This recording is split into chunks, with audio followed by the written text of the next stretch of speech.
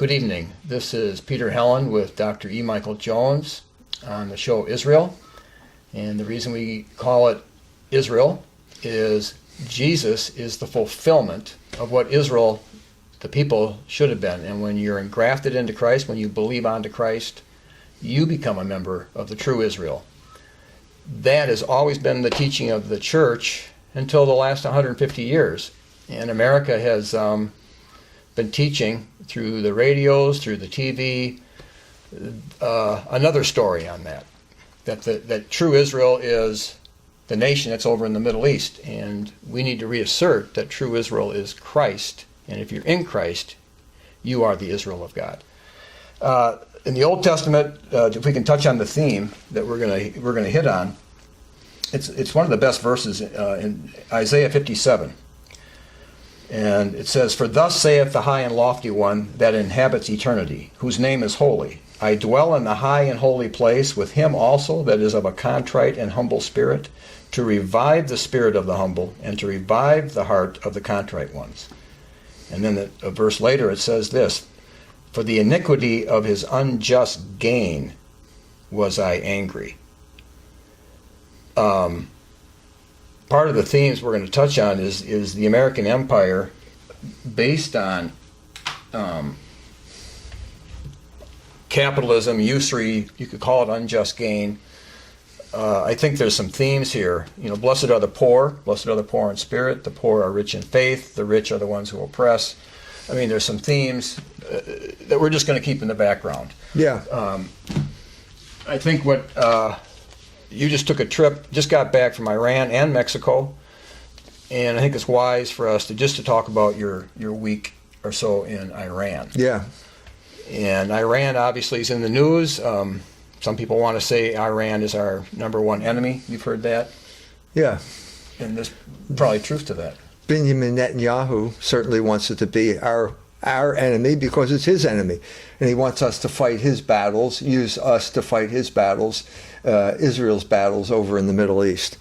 But we're in a period of change now, just dramatic historical change.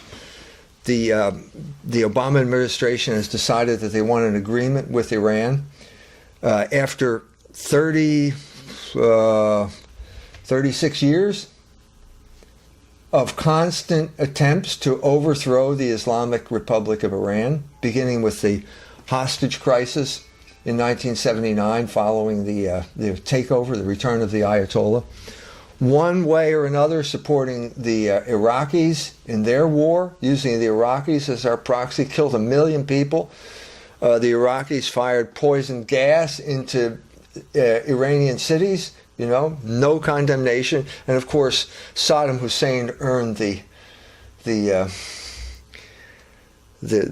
wage of people who do this kind of stuff when the Americans turned on him and they killed him. Okay, so we're at a moment of historical change. The Iranians would like to have the sanctions lifted, and so when I was there, as I said in the article that's going to appear in Culture Wars, big delegation of high-powered Germans at the Masters of the Universe Hotel that I was staying at. Why are they there? Are they there because they like to breathe the air in Tehran? Just some of the worst. Some of the worst pollution in the world, City of 14 million people stuck in traffic. No, they're not there to breathe the air. They're there to do deals. They want to get in on the ground floor, so it's a sign to me that, first of all, that the sanctions are going to be lifted. I think the insiders in Germany know the sanctions are going to be lifted. And I think if the United States doesn't lift them, that the Germans are going to lift them, and they're going to get in on the ground floor. So you have here one of the fundamental conflicts of a capitalist society. Are they going to perdure in an arrangement that inhibits doing business? Well, that's not part of the DNA of a capitalist society. So I think that faced with the fact that the world, the other people who are involved in imposing the sanctions will probably bolt. Even if they don't, I think the United States is going to go through and lift the sanctions. The whole nuclear thing is a total red herring. Nobody seriously believes that the Iranians are interested in producing nuclear weapons.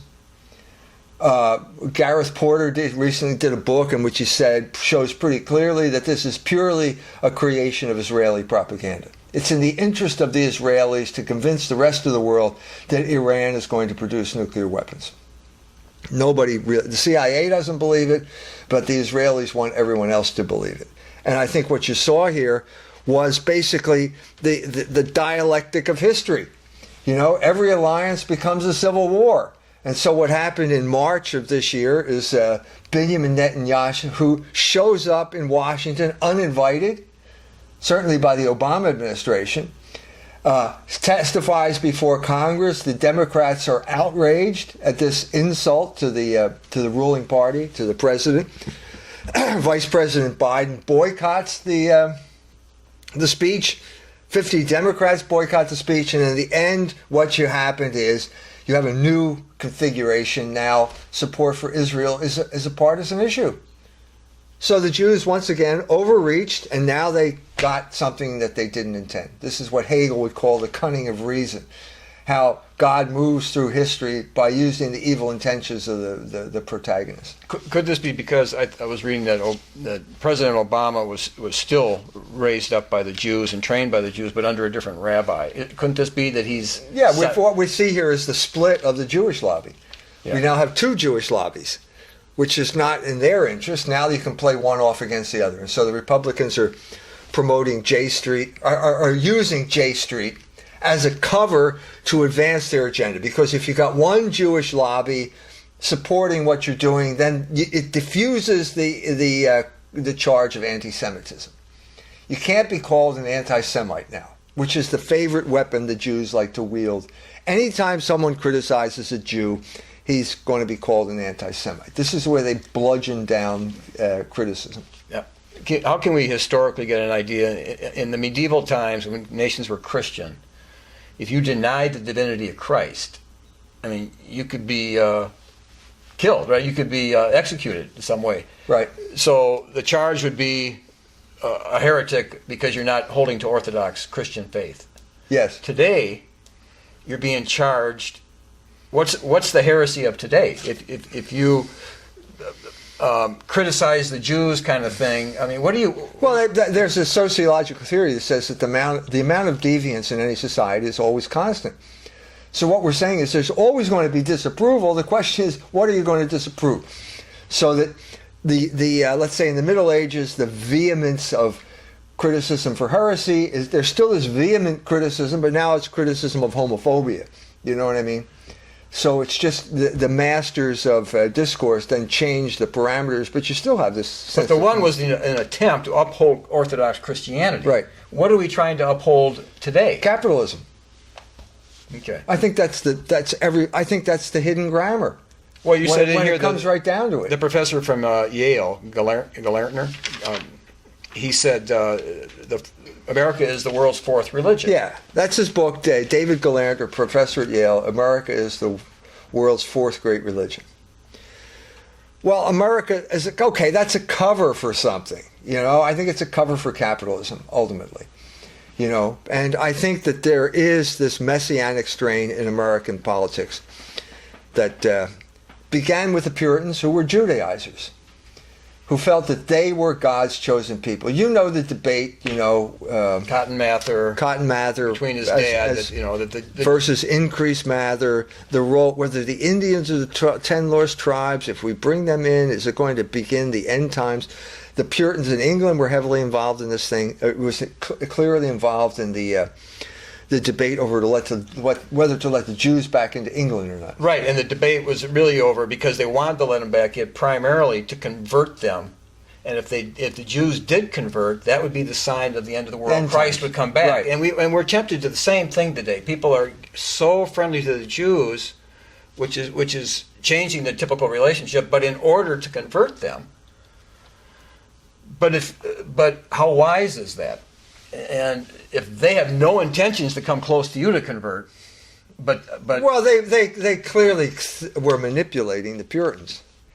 I mean, they thought these people are. I mean, there were people that certifiable lunatics like Praise God Barebones who, introduced a bill to make Hebrew the official language of England at the time. And of course, it didn't work. It didn't work because of Prince. We've talked about this before, but Prince de Merle, a guy writes. He brought up the whole history of the Jews. The actual way they actually behave. Okay, there was another guy, I forget his name. He was living in Germany at the time, a full-blown Puritan who wrote back to Cromwell and said, "You're not really talking about the real Jew here. You're projecting this kind of vision of the Old Testament onto the Jews. They're not like that. I'm living in Germany. You should come to Germany and see the way they act here when they're cheating people and so on and so forth." And between Prynne and this guy, I forget his name, basically they won the day. The Puritans did not let the Jews into England. Well, in a sense, the Jews came into America, as you point out, from the Russian pogroms, Well, but first of all, they were there from the beginning, from the very beginning, involved in the slave trade and the sugar trade. So they were there. The first Masonic lodge and the first synagogue was in Newport, which was one of the main trading ports. So America had this. Let's say it's this. America's DNA was sort of Judaizing. From the beginning, they always had this messianic strain, and they were always projecting themselves into the role of Israel, the new Israel. This is, as you began the show, you obviously are referring to the Orthodox teaching, which is the church is the new Israel, but there's always this temptation to say, well, no, it's my group that's the new Israel. This is the carnal interpretation of that. And my group is going to be the super ethnic group, and we're going to have lots of camels and lots of goats, and we're going to have lots of children. It's this carnal view of heaven on earth. So the Jews have always had this carnal view, and there are people who want to imitate the Jews, and the Puritans were a classic example of that. What was called millennialism. Millennialism. They're going to bring in the millennium, and it was going to be done when the Jews were converted. So the millennium would come as soon as they succeeded. Yeah, at converting the Jews. To get back to David Galanter, this is where this messianic strain in American politics comes from, and it's basically, even the Democrats are infected by it. Obama keeps talking about he's trying to. I applaud his attempts to come to an agreement with Iran. I think that's a good move. It's a break, clearly, with this neoconservative Israel First policy that has been disastrous for the United States. But even Obama talks about America as the exceptional nation. And there are people there who feel that basically it's our destiny. It's the destiny of America to bring liberation and democracy to the entire world. I don't know how anybody can believe this, but, maybe there are people that believe in the tooth fairy, too, but...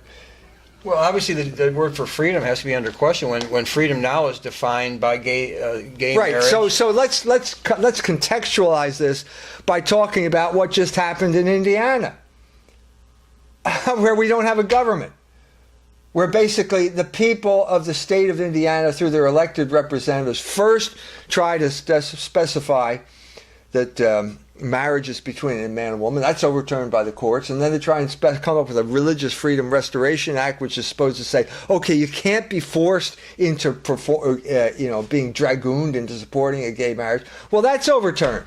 Well, in what sense do we have democracy here after that experience? And in a sense, I'm going to Iran after that experience, as a citizen of the state of Indiana, which is basically now I think we have to admit, let me know if I'm wrong here, but it looks as if Indiana is simply a colony of Hollywood, in other words, the Jewish-controlled media. Well, I think Robert E. Lee and Wall Street. The two coasts are basically control Indiana. Indiana has no right to pass laws that the Jews on Wall Street or the Jews in Hollywood find objectionable.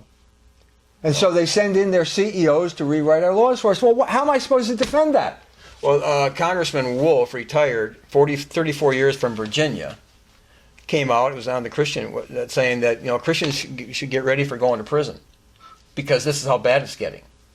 In other words, if you stick to Orthodox Christianity on the definitions. Well, in that regard, there is a document that is now circulating in which there's a professor, I forget his name, but he's trying to propose that anti-Semitism now be part of the universal criminal code.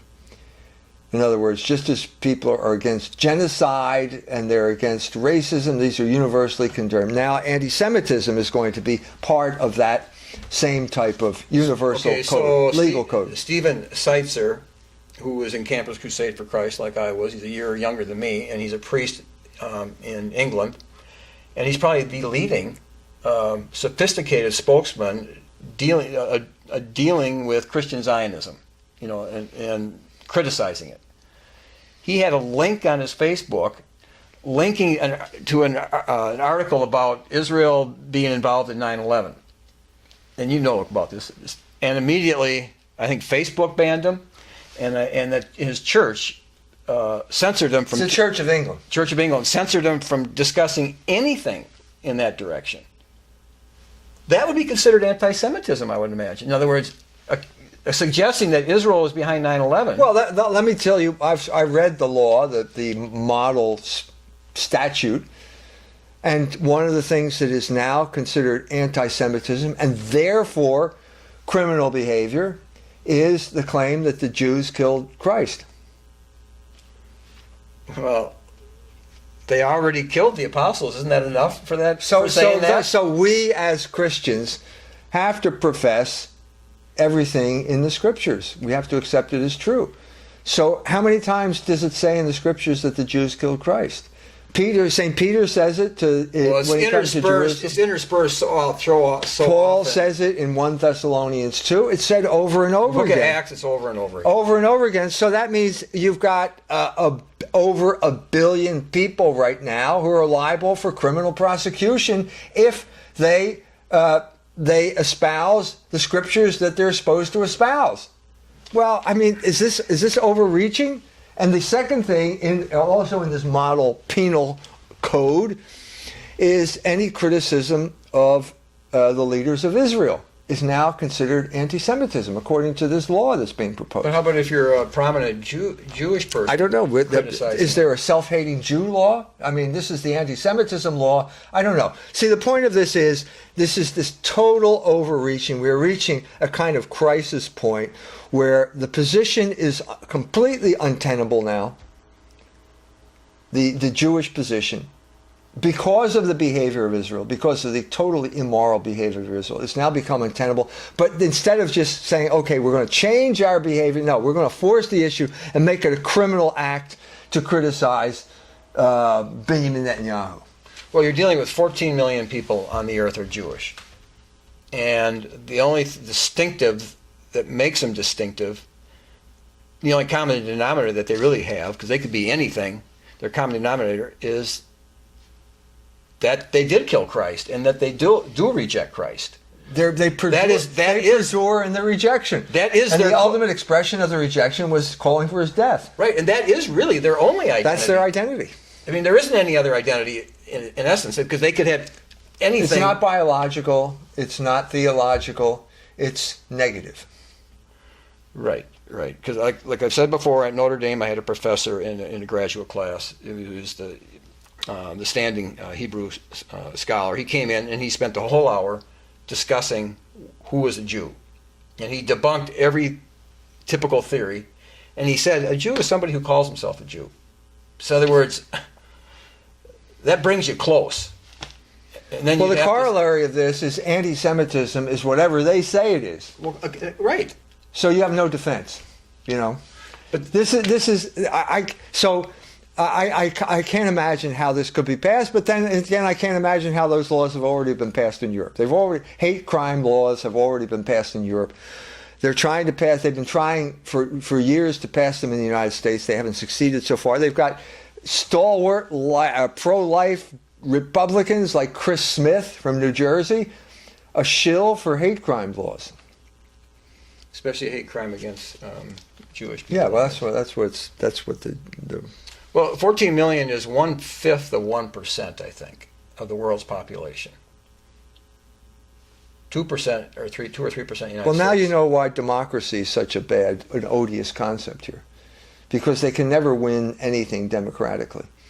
And so the more Jewish control you have over your culture, the less democracy. And guess what? Indiana is proof of that now, isn't it? This shameful episode of a month ago in Indiana is proof that we don't have a democracy. It's proof that the people electing their representatives has no say whatsoever if powerful people object. Because the powerful people can stir up the masses. Because they control the media and they control they control these big firms who can then exercise economic power by promoting boycotts. No, in the Civiltà Cattolica, the Catholic, the Vatican, what would you call it? Not magazine, but the Catholic. Yeah, it was a magazine. Magazine. Yeah, it still is. In the article you had in Culture Wars, it was being stressed by some of the authors there that the fact that the Jewish people have so much control is a judgment on our sins in a way. Sure. How does well, that? They said basically that why do the Jews have so much power? Well, because the Christian we're talking about officially Christian countries in Europe at this time. Because the Christian legislators refused to enforce Christian laws. For example, the laws on usury. Now, why did they do that? Well, probably because they were in on it. They were in on it. In other words, they borrowed money from the Jews. And the legislators, once you borrow money, you're the slave of the man who lends you the money. Right. So because of that verse, because of the iniquity of your unjust gain, that's pretty thick. Because you're not allowed. God does not allow you to earn your income in any way at all. Speaking purely, in an unjust way. And the problem, of course, was wide rampant in Europe. The Achilles heel of the European aristocracy was usury, borrowing money. The whole institution of the Hofjude in the Holy Roman Empire, the court Jew, who would get in, he'd appeal to the prince, he'd flatter the prince, he'd say, I'm going to lend you money at 5% if you let me in and grant me certain privileges. Well, what's the privilege? The other privilege is I can lend it to the ordinary guy at 44.33%. And of course, this is what St. John Capistrano protested against, were the privileges of the Jews. Because basically, they're grinding the people. It's just this thing you can't get out of, There's nothing as inexorable as compound interest. As we're seeing now with a country like Greece, that's just caught in this thing and they can't get out. How are you going to get out? Can't get out. The $18 trillion that we're in debt to, is that really the Jewish usury system? Is that just part of the Jewish usury system, or is that? No, that's the sovereign debt of the United States of America. But was it caused by Jewish influence, or is that? When you go into debt like that, isn't that usury? Well, we're in a situation where debt is money. Okay, basically, when Jimmy Carter, realized the country's in debt, so he goes on television. He says people need to get out of debt. Well, need to get out of debt. The people paid off their loans, and the money supply contracted. So you're in a situation where money is debt. Okay, you could turn this around by saying that money is credit. If you eliminated usury. But what you have here is a situation that began pretty much with the Bank of England, when that was created by the Whigs in, I think it was 1694. You immediately divided the country. This is what Cobbett said in his book on the Reformation. You have one group of people are the taxpayers, that's the biggest group. The other people are the tax eaters. And so the people who own the debt become incredibly wealthy at the expense of the rest of the nation. Right. So all you really realize in the caste system are the people that have the money and the people that don't. Well, given usury, the rich are going to get richer and the poor are going to get poorer. So this country is founded basically in the interest of the creditor class. So you never really had a chance. The country never really had a chance.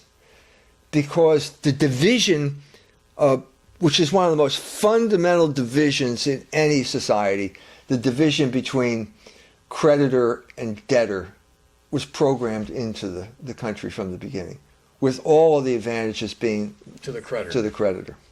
In other words, all the hard money, the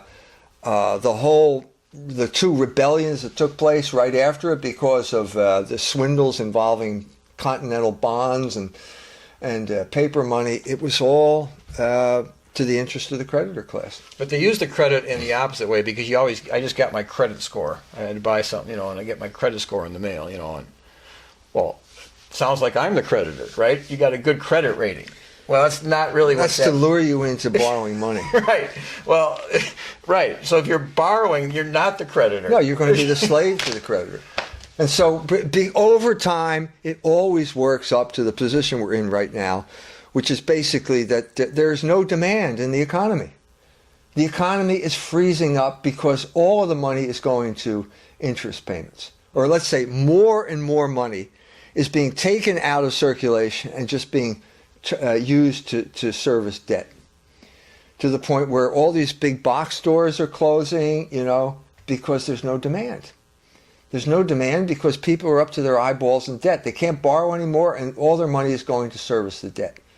So it's killing the economy. So what's the greatest danger of operating this way? The economy will freeze up. And they don't care? Well,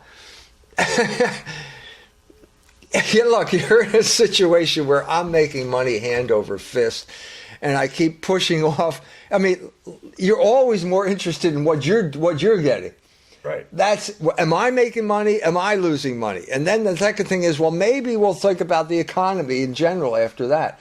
So there are powerful people who are making money hand over fist And here. all they can see is just themselves. Well, how can you argue when you're making money hand over fist? And you can say, well, look, okay, you're doing well, but the car's going off the cliff, and I'm just looking at the speedometer here. I'm not thinking about the big picture. I'm not a big picture guy. But that's precisely what's happening. Paul Krugman, who writes on economics for the New York Times, he understands this. So it's not as if it's a big secret out there. The demand is being crippled by usury, by too much debt. But this argument, what we're talking about, had great relevance when you were in Iran, right? When you were in Iran, this came up, right? The American debt is not a big issue there. No, it's but not a big issue. No, Look, but one of the guys I talked to. First of all, in many ways, the sanctions are a blessing in disguise because they are the equivalent of like a tariff. And a tariff is good because it keeps cheap manufacturers out and it helps domestic manufacturers. So I was at the newsroom, the head of the newsroom at Press TV told me that at the beginning of the sanctions, Iran had something like $2 billion in exports. Now they have $50 billion in exports, in spite of the sanctions. So it's a little bit of a blessing in disguise.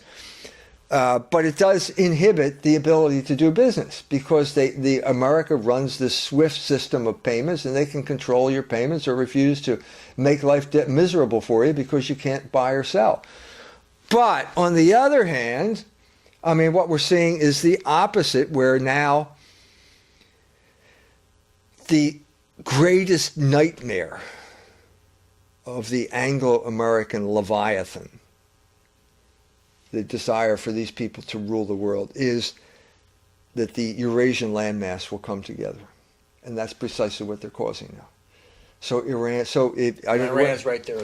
Iran's there, but recently we had the Russian celebration of the 70th anniversary of the end of World War II. Yeah. Big parade, okay. There's Putin. Who's standing next to Putin there? Iranian? I don't know. The Premier of China. Oh, okay. So this is their worst nightmare. They're driving Russia and China together. Now that's a huge amount of land. And brick. Well, that's the other side. That's Brazil, Russia, India, and China. So what you're seeing is that, according to the dialectic of history, you're creating this new configuration by the very actions that you think are going to break it up. So this is and of course Iran. I think the real reason for Obama's desire to deal with Iran is so that we can break them off from Russia. We need leverage. And we're not getting any leverage with this failed campaign of the last 36 years. So I said, when I was there, I said, I hope that the sanctions are lifted. I said, if they're lifted, you're going to have more of an assault on your culture than you have now. Right. So it'd be good for you economically, but if the word economics has meaning in its origin, the law of the house, it may not be good for your real economic, your family. No, it'll be bad, because then you will have this reassertion of the corruption of American culture. Which, how does the American culture spread? Well, by moral corruption. Well, you're talking about the engine of consent, engineering of consent. Yeah, can you explain that? I mean, because in my mind, this country was founded on, in a sense, the rejection of the authority of Christ, and we put it on the people, and authority comes from the consent of the governed. So what you realize is it's easy to engineer consent. It's easy to manufacture. Because that's where the authority is, and once you have the authority of consent, then you can move forward. You can do opinion polls, and you can cook the books, and you can say, well, look, 55% of the people of the United States believe that gay marriage is a good thing. And we're supposed to think, well, gosh, I don't want to be left out in the cold. Therefore, it's a good thing. Therefore, it's a good thing. So that's just one instance of how you can manipulate consent. Like Jay Leno. Jay Leno, he canceled his appearance at the Morris, and they, because of what happened with RFRA, the governor. Yeah. And he said, well, I don't want to be on the wrong side of history. If it's going to be over 50%, 51% are in favor, well, I want to be there. It's like, well, how about... Well, it's a powerful, this idea of consensus, and whatever you want to call it, is a powerful weapon that you can use to bludgeon your opponents into submission.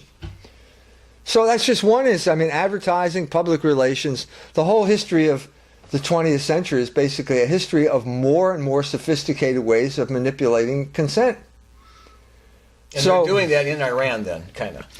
Well, let's put it this way. The speech that I gave at the University of Tehran was to the English majors of that, so I spoke in English the whole time, no translation into Farsi.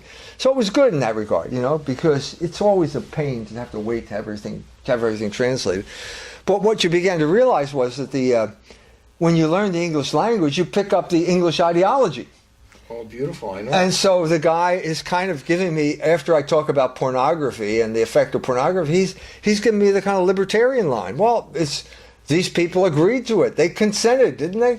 Well, I talked to my sister. She's a year younger than me, and she's just finishing her PhD in English as a second language, and that is a hot subject. When we try to teach English to these other countries, what are we bringing them?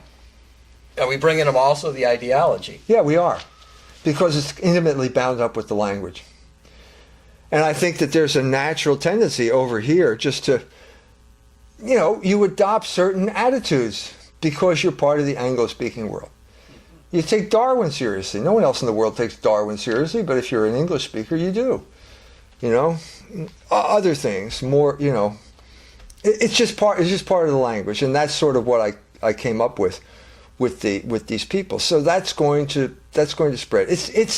It's just part of, it's a good thing that you can now go anywhere in the world and somebody will be able to speak English. That's a good thing. But it's also a vehicle for this hegemony and an ideology that is, the Presbyterians understood this in the 18th century. This is why they were so interested in Scotland, for example, to root out the native language and replace it with English. The Whigs, the lowland Scots, the commercial powers, as opposed to the followers of Bonnie Prince Charlie and the Jacobites who had their rebellion in 1745. They just decided they were the ones that institutionalized sending the children of conquered peoples to Cambridge and Oxford or Harvard and Yale. You know what I mean? This is the way they can. And then they went back to local communities. And one of the main advantages that Adam Smith had when he went back to Scotland was that he spoke English without a Scottish accent. and this was considered a real plus, a real achievement. Unlike David Hume, who never got over having this broad Scottish accent. So it's been that way from the beginning. Presbyterianism was a projection of basically the English ideology. It was the English language, it was capitalism, and Presbyterianism was the wrapping. Well, they were like the WASP. Most of the WASP were Presbyterian. At that point, and then the WASP ruling class didn't come into existence in the United States until after World War II. I'm sorry, the Civil War. Yeah. But, they were a later manifestation of the whole thing. Now, in Iran, the ideology there, you said Darwinism is kind of foreign to them. So their belief system there, Adam and Eve is real to them in the Muslim faith, or what's their history? Well, first of all, Persian culture existed for a millennium before the Muslims, before the advent of Islam, and Islam was imposed on them by force. As I said, I think I probably said here before, the first three non-Jews to worship Jesus Christ were Iranians. They were Persians. Three wise men. The three wise men, and how did though they weren't, doesn't say three, but we go with three. But anyway, how did they find Jesus? Like I told you before, the stars give out the gospel in a sense. Right. They followed a star, which means that they were studying the stars, which means there's a logos in the heavens. There's an order. There's an order to the heavens. It's not easy to figure out, but there is an order there. And that logos led them to the logos incarnate. So this is long before the arrival of Islam. They had a high culture long for 1,000 years before the arrival of Islam. When Islam swept through Egypt, Arabic became the language of Egypt. When Islam swept through Persia, Persian still remained the language of that country, Farsi. They adopted the Arabic alphabet, the script, but they still retained their own language. So were the Muslims a little upset that they didn't fully take it? So what this the manifestation of this is basically there's a Shia brand of Islam that is considered heresy by it's too Persian. by the majority of the Islamic world. Some are more vehement than others, and so one of the most vehement groups right now are the Wahhabis, who are bankrolling basically these fanatical sects in Iraq now.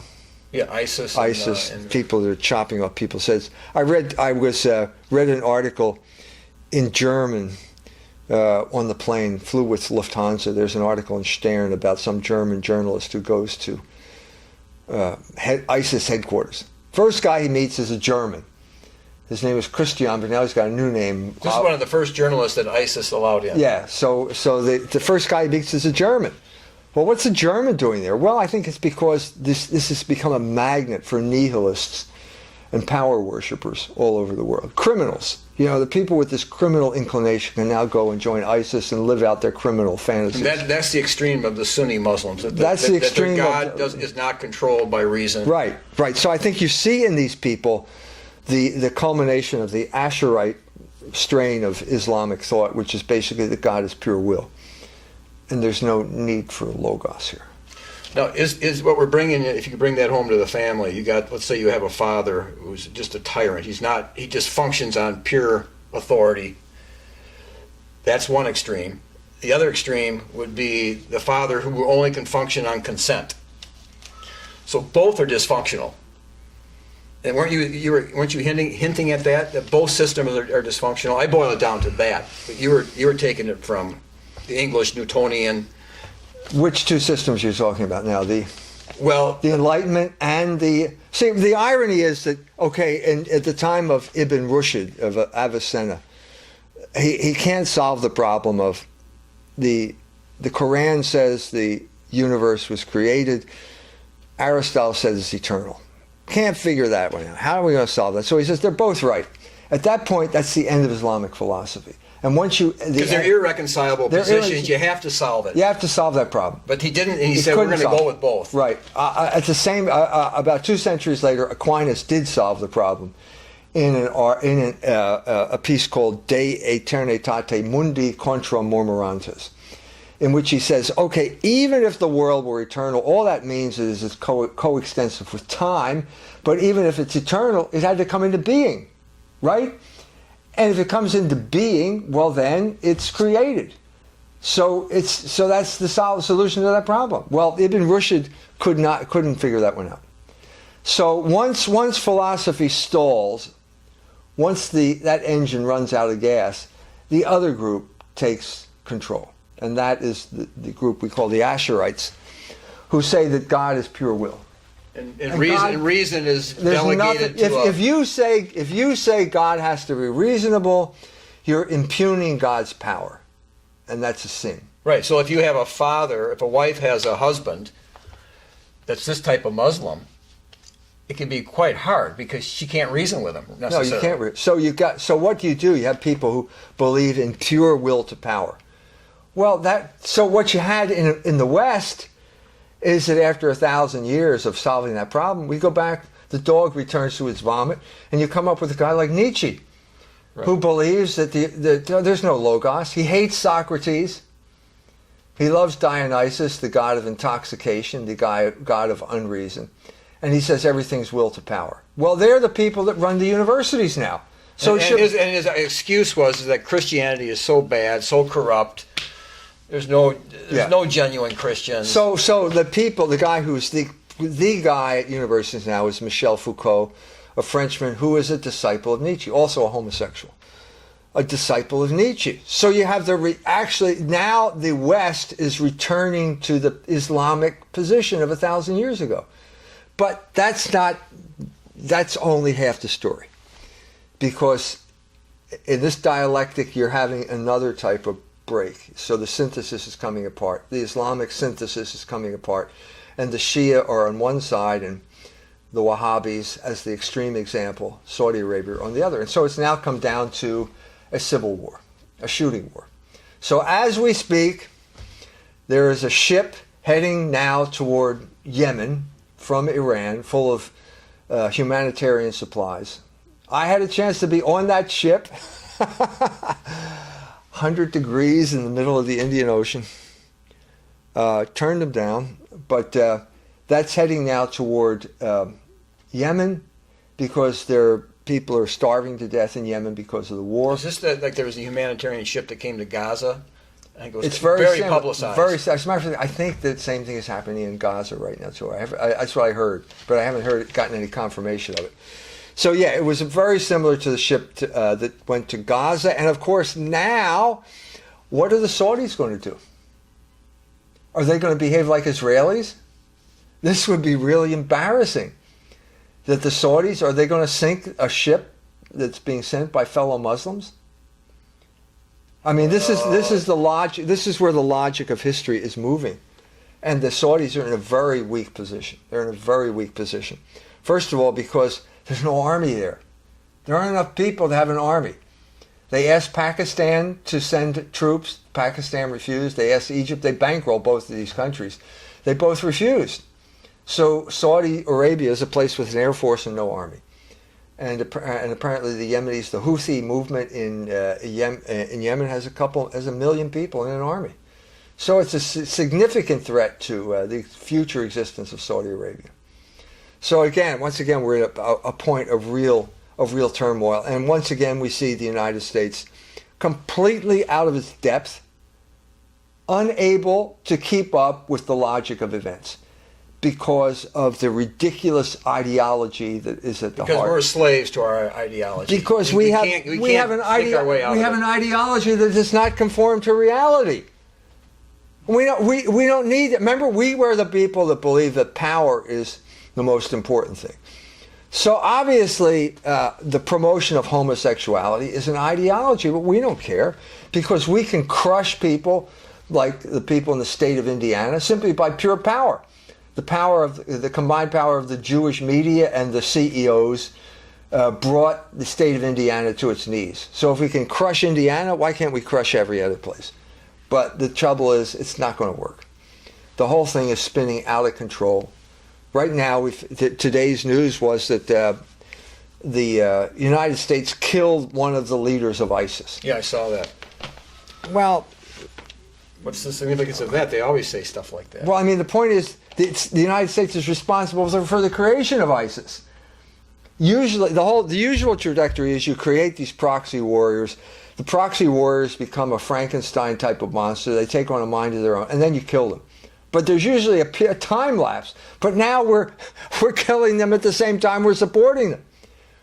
Or once we turn on these people, we've got this fiction that they're going to be moderate freedom fighters in Syria. These people were supposed to bring down Assad. Okay, well, now we can't deal with them. We have to kill them, but we're going to find moderate people now. Well, where are these moderate people? The whole thing is chaos. In a state of chaos. Is the bottom line there? It is Zionism, and they're still trying to uphold the Zionist project. Is that the bottom line? Well, this is what happens when you get involved with protecting Zionism, which is a criminal conspiracy. You get involved in a bottomless pit you're never going to get out. And we were lured into Iraq, the war in Iraq, purely because of the influence of the Jewish neoconservatives who took over the Bush administration. I mean, obviously there are neoconservatives who are not Jews, but it's a Jewish political movement every bit as much as Zionism and Bolshevism. It's a Jewish-led political movement that was serving the state of Israel, and now we lost all these lives and money because they couldn't assert their own American foreign policy. So now you're seeing a reaction, like the Walton Mearsheimer book is a reaction, a part of the old WASP elite. I think Zbigniew Brzezinski, much as I dislike what he has to say about Russia, is also part of this reaction. I think Israel has just become intolerable, and they're looking for a way to get out. Well, don't you think when they passed the Balfour Declaration, it was the British War Cabinet, sent the letter to Lord Rothschild. Everybody on it were Calvinists, and so they had that Puritan hope that if the Jews, go back to their land, this is going to culminate in a revival and the Christ coming back. But the one Jew on it was against it. Couldn't he see that? Don't you think he saw that this is where it was going to go? Well, there were many Jews who felt that this would undermine their position as Englishmen. And that's what you have now in America. That they see that Israel is undermining. Well, their interest. I'd like to feel that the feeling is widespread, but I don't feel that it's widespread. We still have this ridiculous exception of all these dual citizens in the State Department. I mean, Wendy Sherman is on this negotiating team for the lifting the sanctions with Iran. Where is our allegiance? Well, I think is it with the United States or with Israel? This is crucial. It's obvious after Netanyahu's speech that Israel's interest is to torpedo this agreement. So here you have someone who's working, a Jew, a Zionist, working in the Obama administration, basically undermining what the administration is trying to do. Well, that's what Alan Sabrowski, you know Alan Sabrowski. He was the director of the Army War College, director of studies at the Army War College. He taught at Hopkins, he taught all over, but he's retired PhD, former Marine. He's well known for coming out saying he's 100% certain that the Israeli Mossad did 9/11. And he went as far as saying, he said, "Now I'm Jewish." Now he looked serious when he said it, but he's saying something there, okay? Yeah, what's he saying? He's saying it's so bad what happened in 9/11, and we've been pinning it on the Muslims. And if in fact, and of course he's saying he's 100% certain, that the Jews themselves did it, that a normal reaction, he's saying it's within a normal reaction, it's proportional, is what he's saying. That's pretty strong. That's so heavy. Israel certainly benefited from 9/11. I think the Saudis were involved. But then again, the Saudis and the Israelis have been working together for a long time. I mean, basically they were working together, the United States, this was beginning with the the invasion of Afghanistan with the arming of the Mujahideen. You can see the beginning of all of these troops here, all of these proxy warriors. Like Osama bin Laden. I mean, he was obviously involved as a mujahidi in Afghanistan. So, okay, you kick the Soviets out, everybody cheers, but you've got this group of criminals now. What are you going to do with them? Well, they cause problems. They just go, you've got what they call a disposal problem now. So they went to Somalia. There's trouble in Somalia. They go every place they go, there's trouble. And then some of the geniuses like Hillary Clinton thinks, oh, well, we'll use them to topple Gaddafi in Libya. So we call them freedom fighters, but they're still this kind of monster. But how are we, I mean, if you look, everywhere you go, you got Pulaski Park, Pulaski this. Now, my understanding of Pulaski, he was like a king killer over in Europe. I mean, he was just ready to topple a king. And then he saw, boy, let's go to America and do the same thing. Well, that's our type of hero. Aren't we part of that? I mean, is Sure. it part of our psyche to... Well, it goes back to the Puritans. They were regicides. Aren't you the one who told me that Jefferson Davis criticized them as regicides? Or was it someone else? Someone else. It was a speech anyway. The Yankees were regicides. Traced it back to the Puritans. And this fact that they signed on the dotted line. We killed the king. We killed the king. But like Greg Singer, a lot of people argued that what that really, in effect, what that did to America was it decapitated the father in the home. Because if the king has no authority from God, because they decapitated the king, you don't have authority. Like you were saying, William of Orange. Where's the father? I'll give you an example. You know. Well, okay, the question is, what is the basis for authority? Right. Well, God is the source of authority. Yeah, but here we said authority comes from the consent of the governed. That's right. And God is really not in the Constitution. And that basically, I'm saying that paradigm has failed. Right, and I'll give because it's easy to manipulate the so-called governed. Well, I'll give you an example. I had a friend that was telling me about, he was on jury duty. And he's quite a businessman, and it was hard for, he didn't want to take off for doing this, okay. So he's doing it, the jury, and here's the case. A father told his son, you have to go to this art project. It was a very important project in the dad's mind. It was very educational, and he said, you have to go. And the son said, no, I don't want to go, and I want to play my video games. And the mom supported the son. Well, the dad said, no, you got to go. Well, then it goes to court. Apparently the mom files criminal charge against the dad because he must have used undue force. Well, my friend, 10 minutes, they do they're disputing in the jury, and he says, they settled it in 10 minutes. He said, they have no evidence that the father used any kind of force. He was asserting his authority as a father. And why did this case come to a jury? That's what he said. And the state attorneys came to my friend and said, well, the jury, well, what could we have done better? And my friend's going, like, not file a stupid charge? I mean, but see, where does the father get his authority? I mean, this is a good project for the son to go. It's beneficial to him. And he's saying, I'm your father, you have to go. That doesn't work. Where does any authority come from? You're talking about what is the principle of unity of any nation? Well, traditionally, it's always been religion and God. But here's an exception, okay? And it was always considered an experiment. And I'm saying, how long do we have to, what is the statute of limitations here? When do we declare that the experiment has failed? The people who created this experiment were very clear in describing the parameters. John Adams said we have no constitution that functions in the absence of a moral people. This makes perfect sense, because how can you rule a country if you can't rule yourself? What is the guidebook for ruling yourself? Well, it's the moral law. The scripture says so. If there's no moral law, if you can't rule yourself, you can't obviously govern the country. It's that simple. Well, how can you have a country that is based right now on moral subversion? and expect it to work. Well, it's not really expected to work because the moral subversion just weakens everyone so that the people behind the scenes can take over. And that's exactly the lesson of the state of Indiana.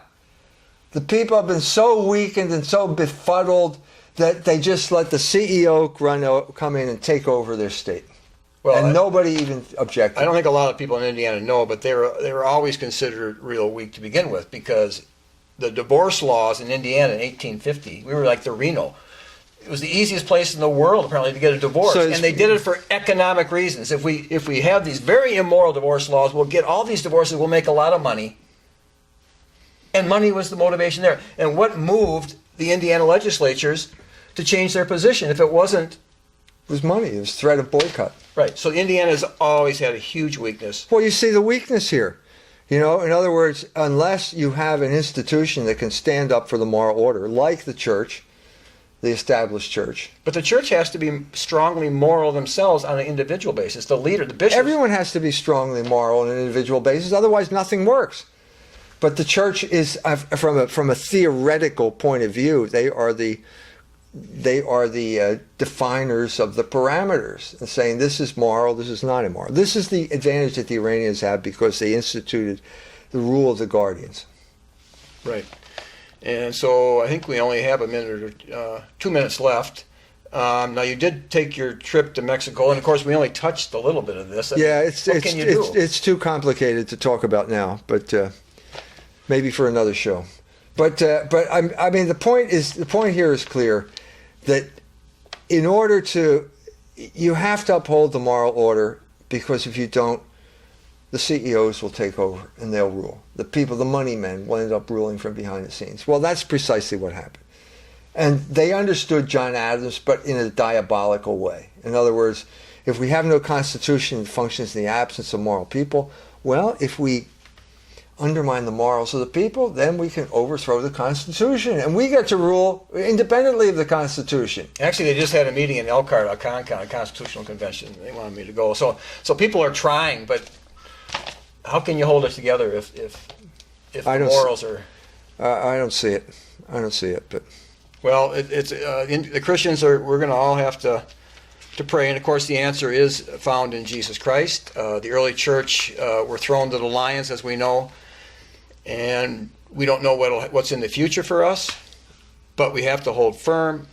And Jesus has promised, if we hold firm to Him, He promises us eternal life. That's the promise God has given us, eternal life in Christ, and we have to be strong in Him. And may God help us do that. So till next time, this is the show Israel. Amen.